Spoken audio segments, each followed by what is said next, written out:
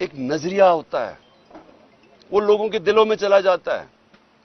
وہ آپ ڈنڈے مار کے جیلوں میں ڈال کے کبھی بھی نظریہ کرش نہیں کر سکتے.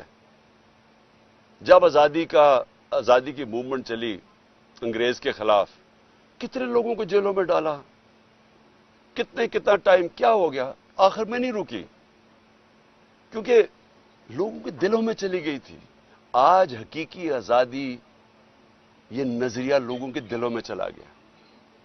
لوگ جو یہاں کھڑے ہو کے مار کھاتے ہیں، ٹیئر گیس لیتے ہیں، ان کا ذرا مقابلہ کرے جو وہاں انہوں نے ریڈ زون کے اندر وہ جمع کیے تھے لوگ چیف جسٹس کے اوپر پریشر ڈالنے کے لیے، پیسے دے کے ان کو لے کے آئے. انہوں نے کہا جی کسی کو پتہ ہی نہیں وہ آپ پہنچا کیوں ہے.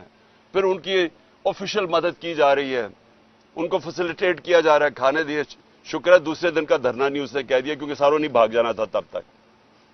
تو یہ جذبے سے ہوتی ہیں چیزیں. نظریہ جو ہوتا ہے وہ خریدا نہیں جا سکتا، نہ ڈرایا جا سکتا اس کو. لوگ کھڑے ہیں سارے. میں سنتا ہوں جی آج ایک اور کسی نے اور ریزائن کر دیا تو اور پی ٹی آئی چھوڑ رہا ہے. مجھے ترس آتا ہے دیکھ کے ان کی طرف.